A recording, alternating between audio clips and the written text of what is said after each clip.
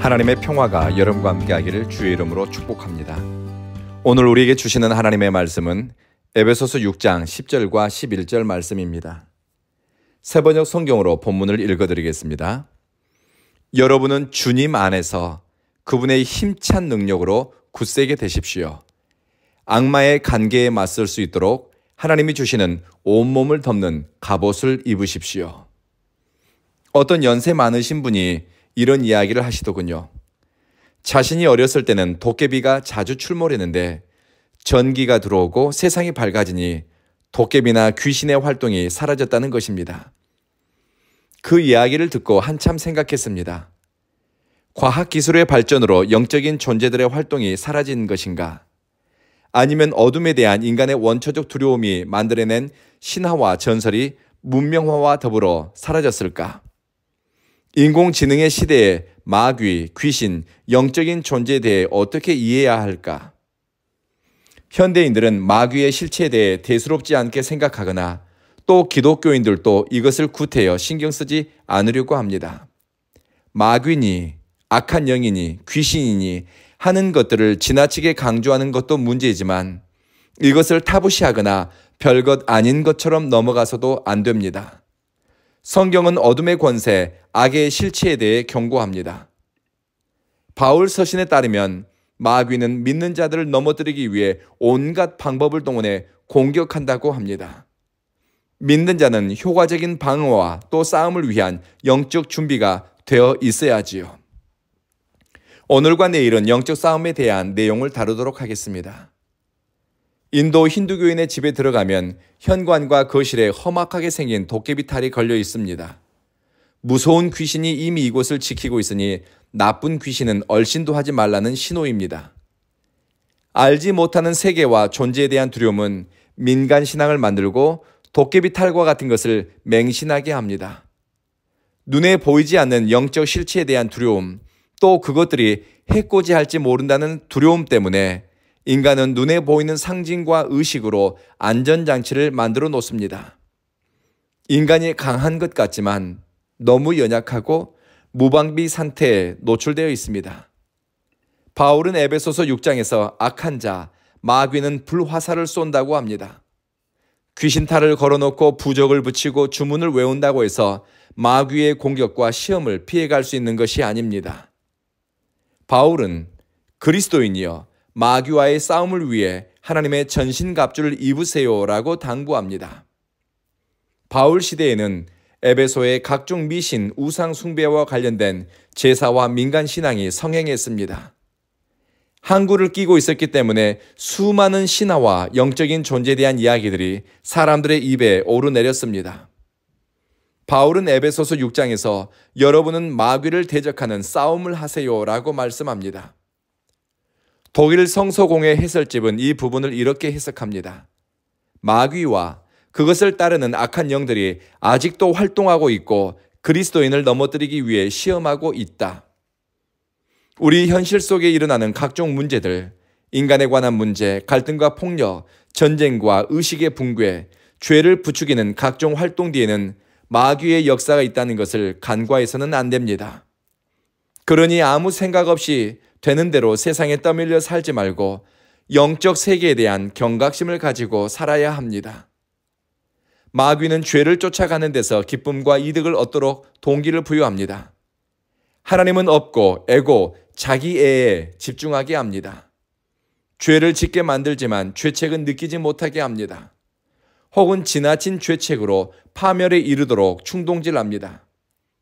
성경은 인간의 모든 불행 뒤에는 죄가 도사리고 있다고 합니다.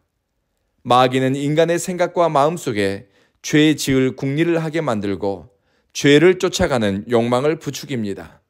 음란, 탐욕, 교만을 쫓아갑니다. 하나님의 뜻보다는 자기의 꿈을 이루라고 합니다.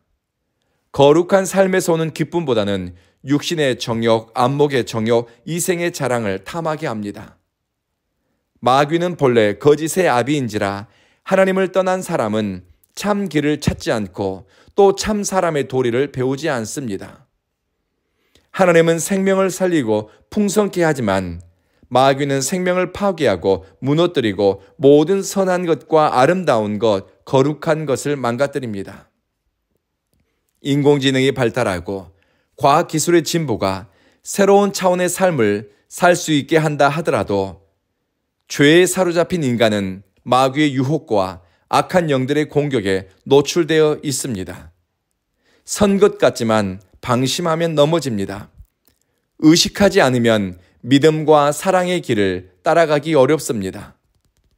성령 안에서 심령의 변화를 받은 사람은 그리스도 안에서 새로운 삶의 방식을 따라 살아가기 위해서 영적인 실체, 마귀와의 영적 전쟁을 피할 수 없습니다.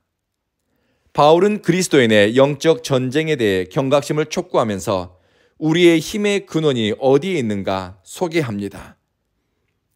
기억하십시오. 그리스도인의 능력은 첫째, 그리스도와의 연결, 커넥션을 통해 전달됩니다. 그리스도인으로 합당한 삶을 살아내는 비결은 그리스도 안에서라고 바울은 수차례 언급했는데 영적 싸움에서 승리하는 비결도 그리스도 안에 있음을 강조합니다.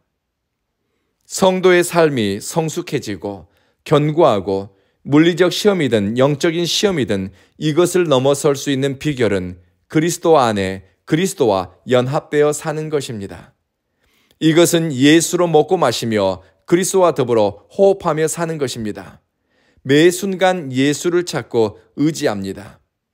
예수의 이름을 부르며 일상을 사는 사람들, 하나님은 가까이 하시고 사람의 능력과 한계를 넘어서는 초월적인 힘과 은혜를 더하십니다.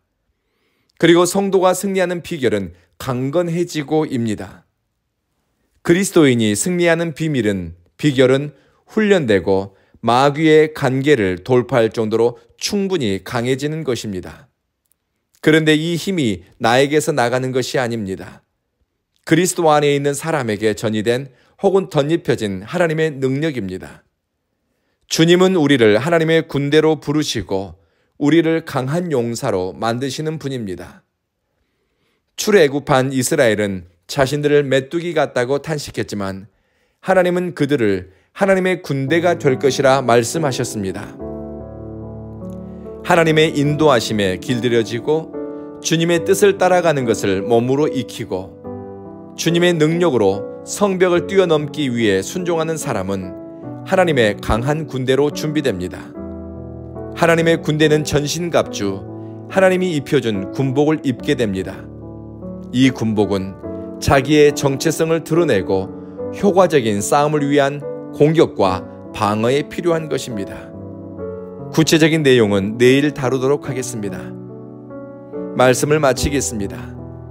마귀는 성도를 시험하고 시시때때로 넘어뜨리려 기회를 노리니 우리는 그리스도의 강한 군사로 준비되고 성령 안에서 깨어있기를 기도합시다. 우리는 유람객으로 세상을 지나는 사람이 아니라 그리스도의 군사로 부르심을 받고 보냄을 받았습니다. 믿음 훈련, 기도 훈련, 말씀 훈련을 통해 우리는 하나님의 전신갑주를 입는 영적인 군사로 준비되기를 바라고 기도하고 헌신합시다. 그리스도 안에 있는 여러분을 성령께서 도우십니다. 기도하겠습니다. 자비하신 주님, 우리는 하나님의 능력으로 지금보다 더 굳세고 강한 그리스도의 사람이 되기를 열망합니다. 우리를 도와주십시오. 공중 권세 잡은 마귀가 현대 문명을 비인간화시키고 하나님에게서 멀어지게 만들며 탐욕을 위해 전쟁과 폭력을 정당화시키고 있습니다. 우리에게 영적인 분별력을 주시고 깨어있는 의식을 주십시오. 그리고 영적인 실체에 대적할 수 있는 영적인 권세, 영적인 실력, 믿음의 능력을 주십시오. 사랑하는 주님, 온 교회에 출입하는 성도들은 말씀과 기도, 예배를 통해 영적으로 건강하며 하나님의 능력을 덧입어 하나님의 군대로 세워져 가게 하소서. 주님, 우리에게 성령의 능력을 더하소서. 예수님 이름으로 기도합니다. 아멘.